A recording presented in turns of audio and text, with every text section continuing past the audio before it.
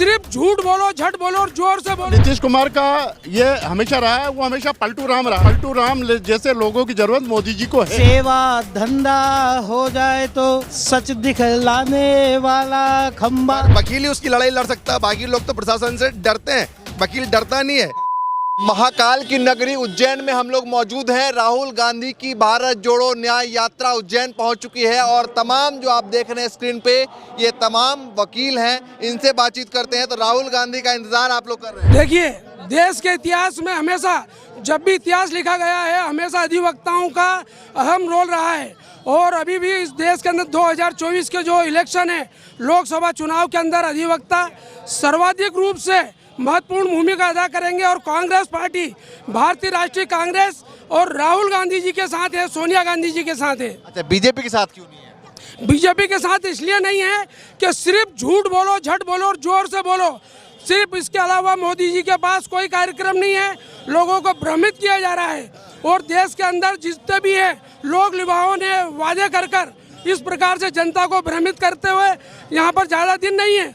अब निश्चित रूप से राहुल गांधी जी के नेतृत्व में, सोनिया जी के नेतृत्व में देश की अगली सरकार कांग्रेस पार्टी की बनेगी। कह रहे हैं आप बीजेपी के साथ नहीं है। बीजेपी कहते हैं हम तो सबका साथ, सबका विकास, सबको नारा लेकर चलते हैं। ये नारा थोथा नारा है।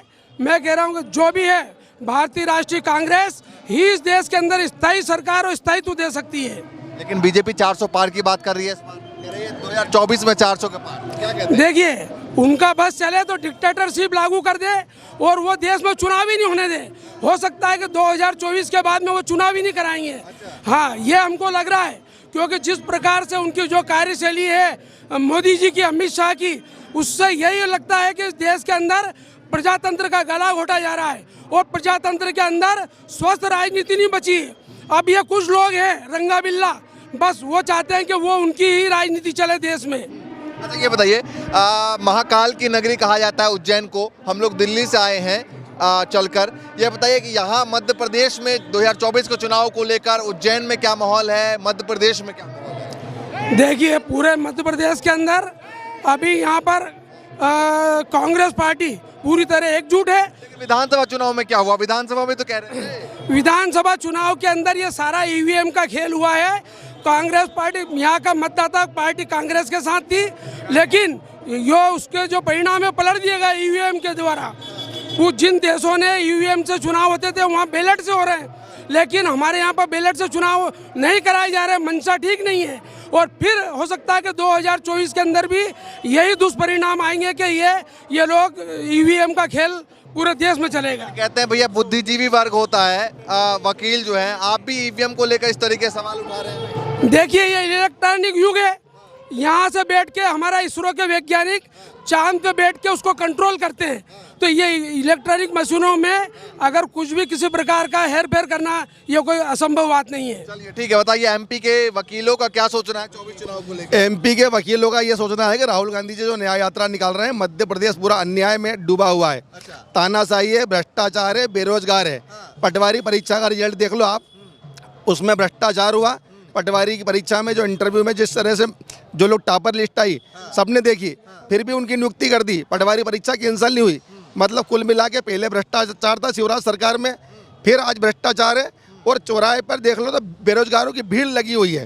तो मध्य प्रदेश में सब कुछ है, लेकिन बीजेपी फिर भी 400 पार की बात कह रही है। बीजेपी 400 पार कह रही है। बीजेपी को लगता है कि ईवीएम से तो हम तो है ना 500 पार भी हो सकते हैं।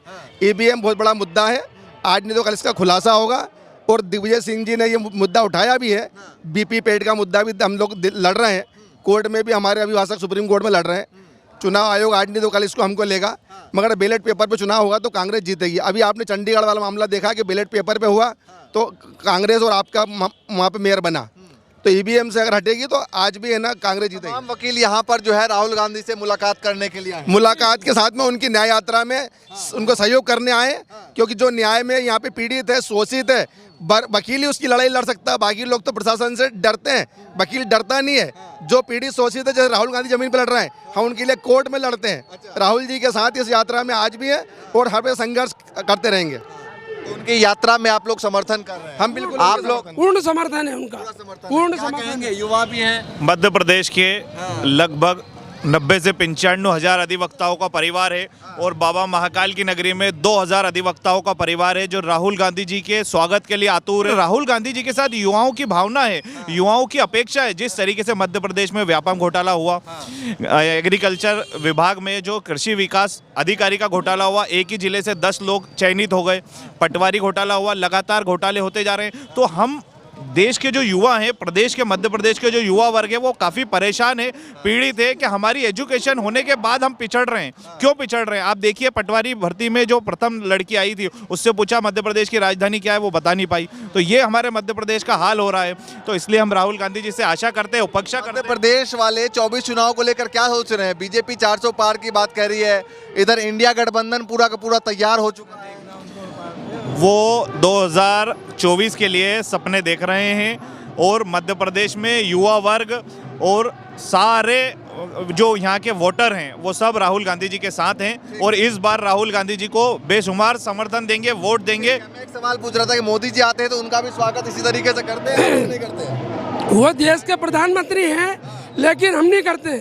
वो हम इसलिए नहीं करते हैं कि हमेशा सिवा मतलब कोरी लफाजी और खाली हमारों को लोग लुभावने सपने दिखाते हैं। वह ध्यान भटका रहे हैं क्योंकि पूरा इलेक्ट्रॉनिक और प्रिंट मीडिया आज बिका हुआ है और इसी मीडिया का दुरुपयोग करते हुए पूरे देश में दुष्प्रचार किया जा रहा है।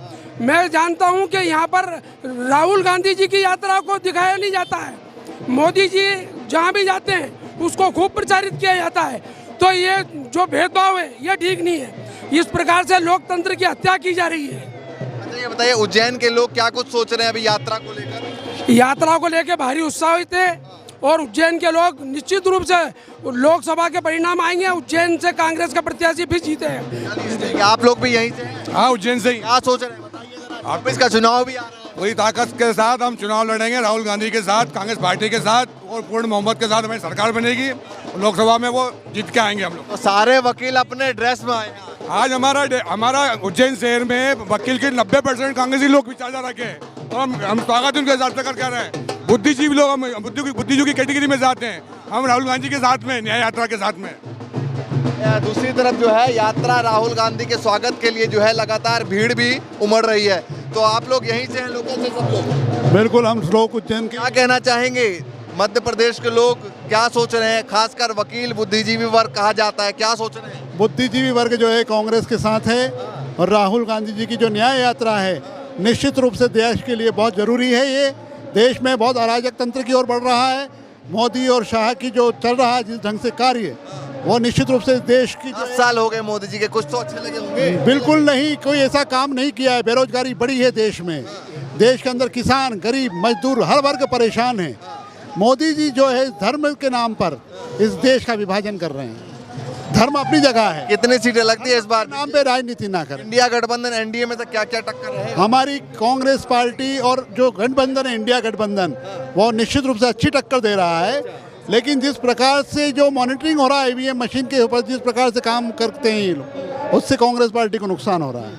आपका क्या नाम है? मैं एडवोकेट कन्हैया लाल गोमे। कन्हैया जी, क्या सोच रहे हैं?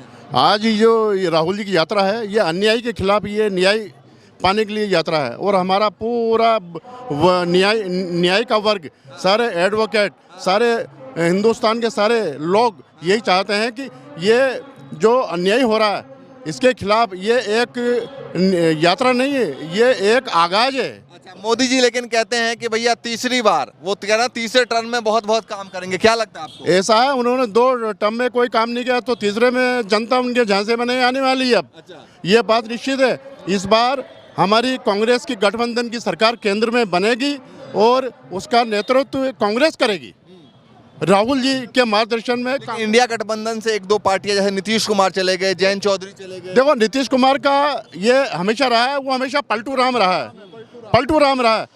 तो हिंदुस्तान के सब लोग जानते हैं पलटू राम जैसे लोगों की जरूरत मोदी जी को है, कांग्रेस को नहीं। आप भी बता दीजिए, आप बोलिए। हाँ, आप बताइए क्या सोच रहे हैं? झोला टंगने वाला है 2024 में।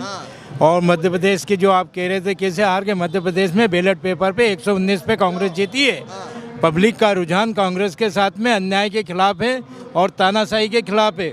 भारत का संविधान बचाना है तो राहुल गांधी की न्याय यात्रा का समर्थन करना होगा। ये बताइए, विधानसभा चुनाव की तरह होगा या फिर लोकसभा लोकसभा चुनाव अब तस्वीरें कुछ अलग देखिए, वर्तमान परिप्रेक्ष्य में मैं आपको ये चंद लाइनों में बताना चाहूँगा बात कि जब राजा अंधा हो जाए तो सेवा धंधा हो जाए तो सच दिखलाने वाला खंबा छवि प्रबंधा हो जाए तो।